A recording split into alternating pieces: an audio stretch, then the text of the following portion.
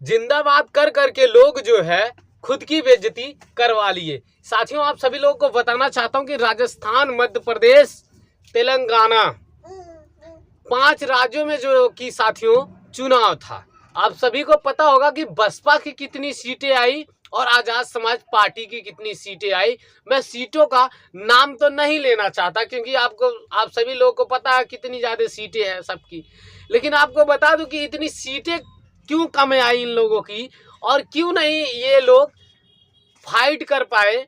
इसकी वजह पता कौन है? इसकी वजह सिर्फ कोई अगर है तो वो मायावती जी है और चंद्रशेखर आजाद जी हैं। अब आप लोग सोचेंगे कि इसकी वजह आखिर ये लोग कैसे हो गए। आप सभी को बता दूं कि हमारे समाज का जो वोट है 2 हिस्सों में बट जाता है, ठीक है।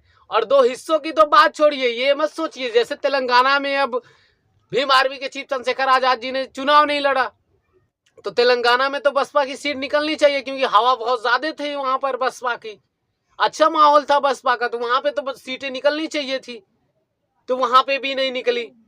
और आपको बता दूं कि राजस्थान के अंदर जिस तरीके से था चंद्रशेखर आजाद जी का, जयपुर में, राजस्थान में काफी ज्यादा माहौल इनका बना था, वहां पे भी इनकी सीटें नहीं निकली। आखिर कमियां आई तो आई कहां से आई? और एक बात ये भी आपको बता दूं कि जब तक एबीएम है, एबीएम जिंदाबाद है, तब तक इस देश के अंदर बीजेपी भी जिंदाबाद है। इस बात को भी आप लोग नोट कर लीजिएगा। आपको बता दूं साथियों कि अगर आज हमारा समाज जो है बटा हुआ है कई हिस्सों में, तो उसका अगर कोई जिम्मेदार है तो बसपा सुप्रीमो मायावती जी हैं और भीम आर्मी के चीफ चंद्रशेखर आजाद जी हैं। अब आप लोग पूछेंगे आखिर क्यों? क्योंकि आपको बता दूं कि ये दोनों के दोनों लोग एक होना नहीं चाहते और हमारे समाज के लोग जो है एक करना भी नहीं चाहते। वजह आपको बता दूं कि अभी इसी में कई लोग कमेंट में दिखाएंगे, कुछ लोग मायावती की बात करेंगे तो कुछ लोग जो है वो उनकी बातें करेंगे, चंद्रशेखर आजाद की। लेकिन आपको बता दूं कि जहां तक मेरा मानना है कि जब तक बहुजन नेता एक नहीं होंगे तब तक बहुजन समाज का कहीं भी सत्ता नहीं आने वाली है। इतना तो मैं जरूर आप सभी को बता दूं। चाहे वो जितनी गलतियां बहन जी में हो सकती है उतनी गलतियां चंद्रशेखर आजाद में हो सकती है, लेकिन चंद्रशेखर आजाद जी कई बार बहन जी को पत्र लिख चुके हैं, लेकिन बहन जी अभी तक कोई भी जवाब नहीं दी हैं। अगर बहन जी को ये लगता है कि मैं अकेले अपने दम पे चुनाव जीत लूंगी तो ये नामुमकिन हो सकता है आज के डेट में।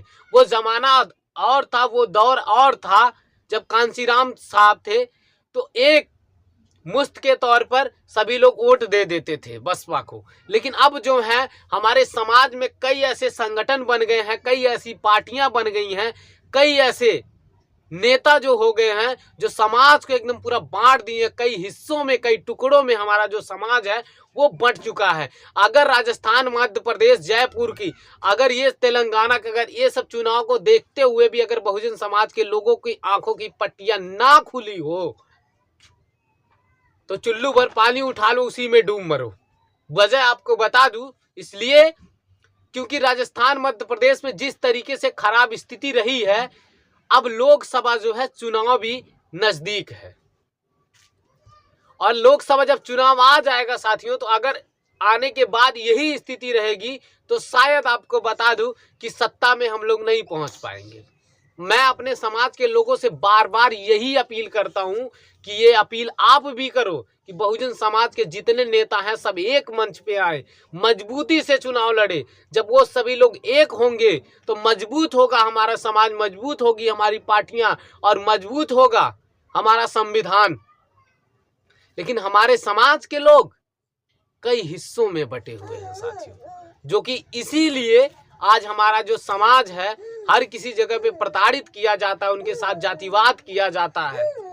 यही देन है क्योंकि हम जो है कई हिस्सों में बटे हुए हैं।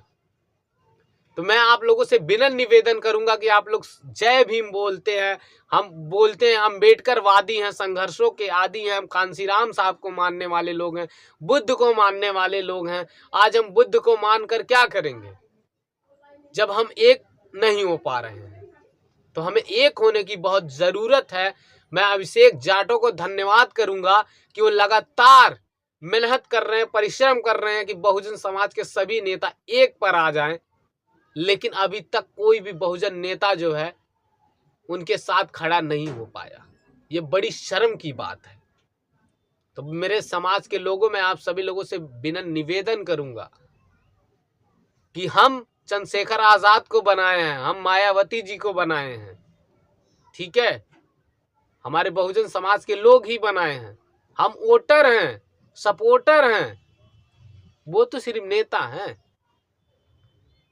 हम लोग अगर चाहें तो आप लोगों से निवेदन करूंगा मैं कि आप लोग कमेंट में अपनी राय जरूर दें कि बहुजन नेताओं को एक होना चाहिए कि नहीं होना चाहिए। ये आप लोग हाँ या ना का जवाब जरूर दें, क्योंकि आप सभी को बता दूं कि बहुजन समाज ही बहुत बड़ी मजबूती है और आप ही लोग जो है मजबूत हैं।